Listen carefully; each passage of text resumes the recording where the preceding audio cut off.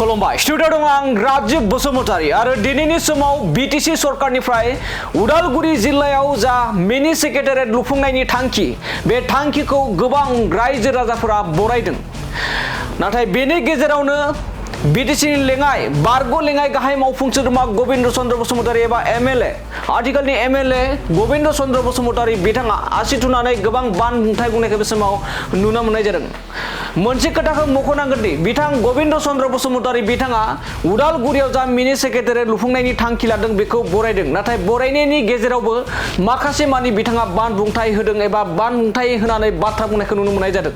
बिथाङा फोरमायदों उदालगुरियाव मिनि सेक्रेटारियेटखौ लुफुंब्लाबो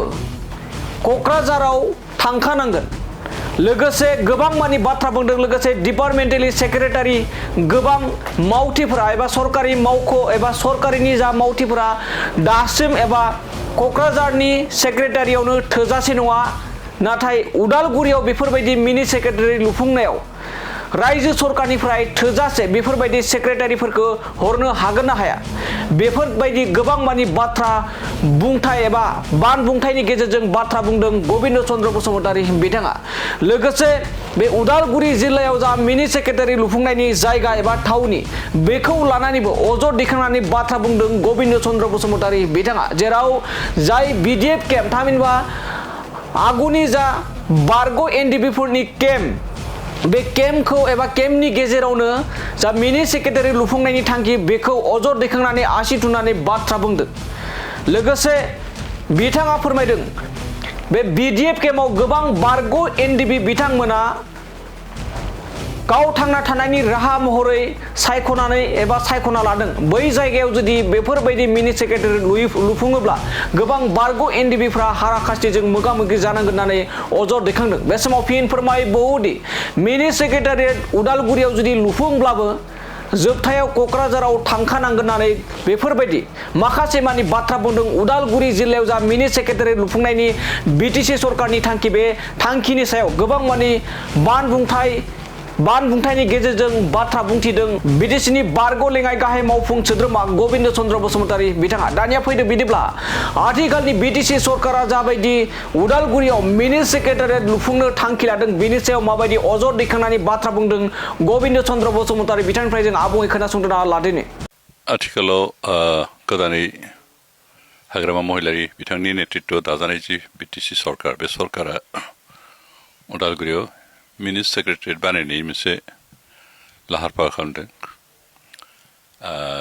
बे बाथ्राखौ बिथांमोना इलेक्सननि जिथु मेनिफेस्ट' बेयावनो प्रसार खालामदों बेनिखायनो देरहाखांनायनि उनाव मेनिफेस्ट' होनाय खामानिखौ मावफुंनो नाजादों दा उदालगुरियाव मिनि सेक्रेटारियेट जानायाथ' जोबोद मोजाङानो बाथ्रा जिहेथु जोंनि गोबां रायजो राजाफ्रा गासै खामानिखौ क'क्राझाराव थांनो गोनां जायो दा बेयाव मिनि सेक्रेटारियेट जायोब्ला हयथ' गोबां खामानि फिसा फिला खामानिखौ बेयावनो फोजोबनो हानाय बिदि जाहैगोन बे बिथिंनिफ्राय नायबा मिनि सेक्रेटारियेट बानायनाया थिगानो जादों खिन्थु मोनसे बिथिंखौ माबानो हायो जे मिनि सेक्रेटारियेट बानायब्लाबो बिभिन्न स्किमफोरखौ लानानै उदालगुरि बा उदालगुरिनि सानजा जेसेबां सुबुंफोर दं बिथांमोनखौ लास्टआव क'क्राझाराव थांखानांगोन बेनिखायनो जोंहा खामानि डाबलसो जागोन बुंनो थांब्ला खनसेनो क'क्राझाराव थांखानानै जोबनाय बे खामानिखौ जों उदालगुरियाव माखासे मावनांगोन आरो बेनिफ्राय क'क्राझाराव थांनांगोन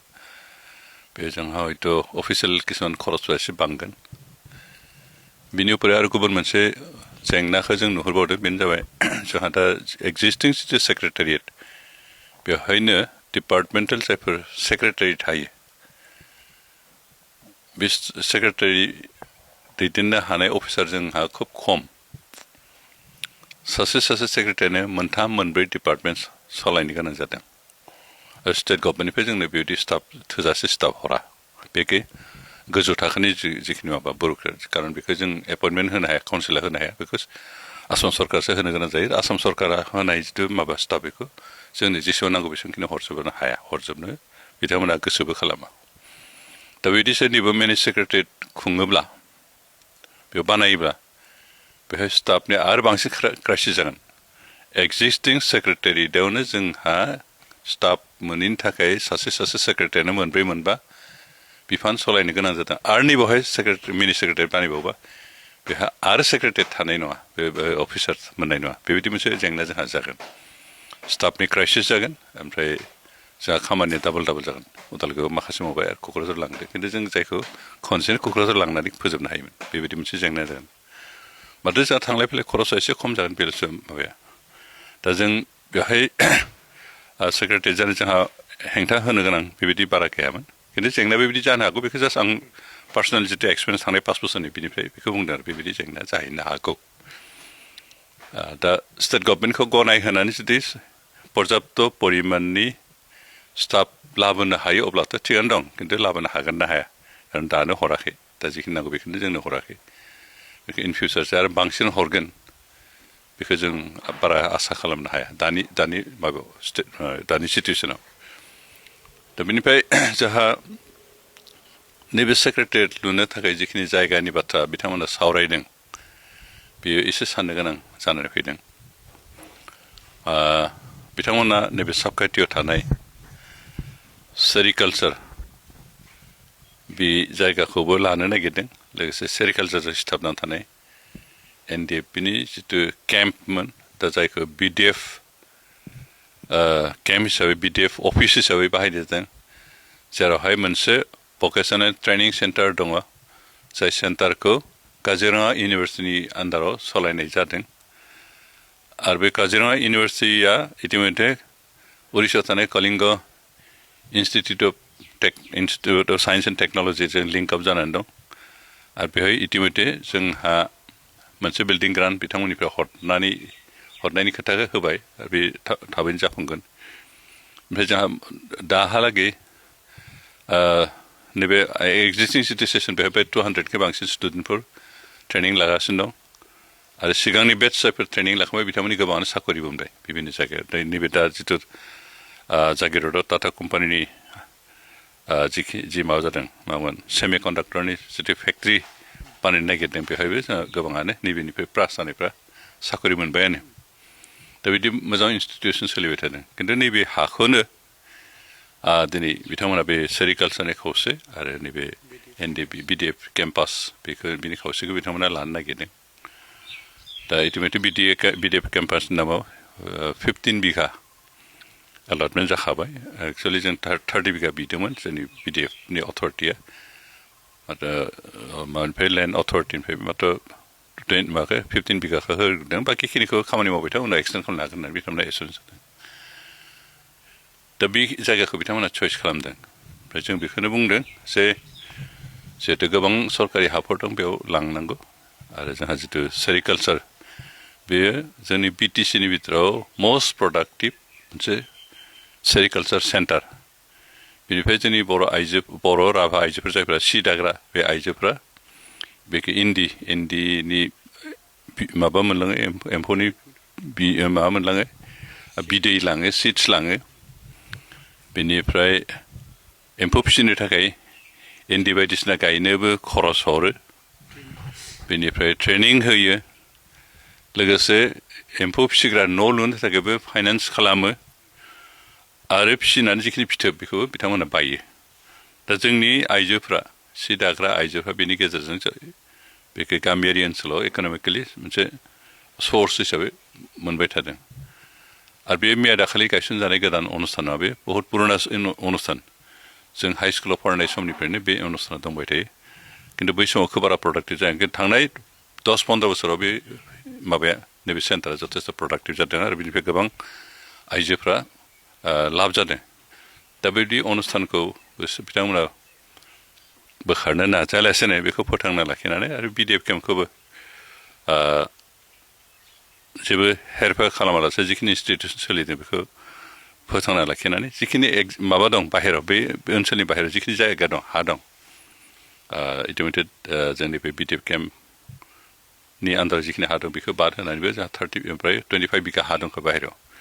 बेवहाय बिथांमोना मात्र 30 बिघासो हा नांगौ होनना बुंदों 30 बिघा हा नांगौबाथ' जोंनि बे बिडिएफ केम्पनि जिखिनि एक्सेस जों फेन्सिं होदोंबाबो किसु एक्सेस जों हगारनो हानाय अबस्था दं 4 बिघा बा 5 बिघा हरतानो 30 बिघा जों हगारनो हायो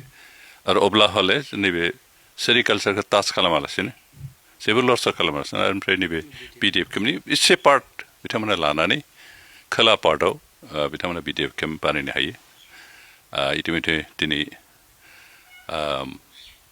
मानगेटेड माने बिटिसिनि डेपुटि चिफ बेनिफ्राय स्पिकार बिथांमोनखौ लोगो हमनानै एसे सावरायनो आं अफिसियेलि सावरायनाय जादोंमोन बिथांमोना एसुरेन्स होदों जे बेखौ सावरायलायनायनि गेजेरजों मोनसे मिला मिसानि गेजेरजों बे डिसिसनखौ लानाय जागोन बेनिखाय बिडिएफनि जायफोर दैदेननायाव दं दायित्व दं बिथांमोनखौ एसे लोगो हमनानै दा सावराय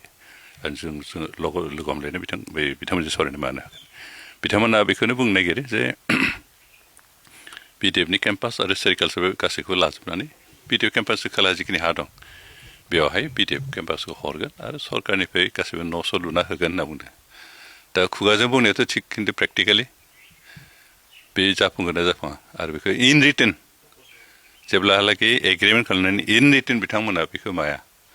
आरो बिथांमोना बिदि सावरायलायनाय बुजाबुजिनि गेजेरजों एग्रिमेन्ट खालामलायनानै जुदि मावोब्ला हयथ' बे जाफुंनो हागौ नङाबाथ' एसे जानाय नङा खारन एलटेड हाखिनिखौ सोरबा लानो होनबाबो जायफोर अथरिटि मोनबाय हानि सायाव बिथांमोना हगारनो गोसो गैयाबा हाया आरो बेखौ हयथ' लिगेल प्रसेसजों थांलायनो गोनां जागोन बेखिनिखौ जों लुगैयाखै जों बेखौनो लुगैदों अन्तत' सेरिकालचाराबो थाथों बिडिएफ केम्पनि बबेबा मोनसे पार्ट स्मल पार्ट जुदि बिथांमोना बे खोला साइडखौ लानानै खोलानि जिखिनि खालि हा लांदां जानानै थानाय हा बेयाव बानायबा जोंहा आपत्ति गैया खिन्थु नैबे बिडिएफ केम्पखौ जाहाथे बिथांमोना लस खालामनो नाजाया आरो बेहाय केस जोंहा सेरिकालचार जायफोरनि गेजेरजों बर' राभा आइजोफोरा रांखान्थिनि बिथिङाव गसंनो थाखाय मोनसे बोलो मोन्दों गाव गावनि न'खरखौ सालायनो हानाय मोनसे बोलो मोन्दों एम्फौ फिसिनो बोलो मोन्दों फिथोब फाननायनि मोनसे बाजार मोन्दों हाथाय मोन्दों एम्फौ फिसिनो थाखाय जिखिनि जोलै नांगौ बेखौ मोन्दों एम्फौ फिसिनो थाखाय जि न' नांगौ बे न' लुनो थाखाय जिखिनि फाइनान्सियेल हेल्प मोन्दों बेखौनो जों जुदि फोजोबना लायो धंस खालामना लायो अब्लाहाय जोंनि रांखान्थि गामियारि रांखान्थिया दुरबल जालांगोन लोरबां जालांगोन आरो जोंहा खहा जागोन जाथि हिसाबै ओनसोल हिसाबै खहा जागोन आरो बेनिखायनो बेखिनिखौ नोजोर होनानै मोनसे मोजां गासैनिबो मुलाम्फा जाथावना रावनिबो हेम्पार जाथाव बेबायदि डिसिसनजों जाहाथे बिटिसि कर्तृपक्षआ बे हाबाफारिखौ मावफुङो आं बेखौनो खावलायदों जाहाथे जोंनि गेजेराव बेले बेजे दाजाथों बेनिफ्राय गामियारि रांखान्थियाव हेम्पार दा गोग्लैथों बिडिएफनि खामानिफ्राबो हेंथा दाजाथों खहा दाजाथों आरो सेक्रेटारि लुफुंनायाबो बिनि सेक्रेटारि लुफुंनायाबो जाहाथे जाफुंथों बे गासै बाथ्राखौ सानलायनानै एसे बुजिलायनाय जाहाथे खामानिखौ आं बेखौसो बिटिसि सरकारनि जायफोर दायित्व दं दा डेपुटि चिफ स्पिकार एमसिएलए जोंनि इएम बिथांमोननि बे बाथ्राखौ सानलायनानै जाहाथे खामानिखौ मावो बेखौसो खावलायदों जोंहा लामा सेरावनो हाइवेनि साहा गालै 4 बिघा हा दं बेखौ जोंनि एनडिबि हिसाबैनो बेखौ दखल खालामना दोनखानाय बेखौबो बिथांमोना माबा हिसाबै बाहायनो जोंहा आपत्ति गैया बेखौ जेनेबा मिनि सेक्रेटारियेटनि स्टाफ क्वार्टार बायदिसिना लुयोबा जोंहा बेयाव आपत्ति गैया खारन बेयाव 4 बिघा हा दं बेखौ बाहायनो हागोन खारन बेखौ जों बाहायाखै रावनिबो माबाबो गैथ'वा बे फ्रियैनो दं बेखौ बिथांमोना लानो हागोन स्टाफ क्वार्टार हिसाबै बाहायनो हागोन आरो सानजाथिं एसे हा दंबावो नैबे साबखाथि आरो सन्दनासुक थांलाय फैलाय खालामनाय लामानि जिथु सानजा दैसा खाथिबाबो बेवहायबो नङाबाबो 5 बिगासो हा दंबावो बेखिनिखौ बिथाङा बाहायनो हायो अडिट'रियाम बायदिसिना बानायनो थाखाय बिथांमोना बेखौ बाहायनो हायो बेखिनिखौ लानायाव जोंहा बारा आपत्ति गैया खिन्थु नैबे मेइन जे बिडिएफ केम्पास आरो सेरिकालचार बेखौ फोजोबस्रांनानै लायोबा बे जोंनि थाखाय ओनसोलनि रायजो राजाफोरनि थाखाय खहा दं आरो बेखौ बिथांमोना बिबेचना खालामनो मोजां जागोन नोंथांनि बायदिब्लाथ' जिहेथु मोनफ्रोमबो बिथिङाव खहा दाजाथों बेनो दा सेक्रेटारिया जानांगौ जों बेखौ दाजाथों दालुथों होननानै बुंनो थाङा खिन्थु बेबो जाफुंनांगौ बिडिएफ केम्पआबो थिग मथे थानांगौ सेरिकालचाराबो थानांगौ खारन बे पुराना मोनसे सरकारनि डिपार्टमेन्टेल मोनसे इन्स्टिटिउसन आरो बे खोब प्रडाक्टिभ ओरैनो जास्ट माबाल' मावगोन जेबो उत्पादन गैया जेबो लाब गैया बेबायदि जानाय डिपार्टमेन्टब्ला बेबायदि मोनसे इन्स्टिटिउसनबा बेखौ जोंहा आपत्ति खालामनो गोनां गैयामोन खिन्थु बेयो खोब प्रडाक्टिभ आरो बिनि अफिसारफ्रा जोबोद एक्टिभ आरो गामिनि आइजोफोरजों जोबोद लिंक लाखिनानै बिथांमोना खामानियाव गामिनि आइजोफोरखौ हेल्प खालामबाय थायो बेनिखायनो बेबायदि मोनसे प्रडाक्टिभ इन्स्टिटिउसनखौ धंस खालामबा बे जोंनि थाखाय बारा मोजां जानाय नङा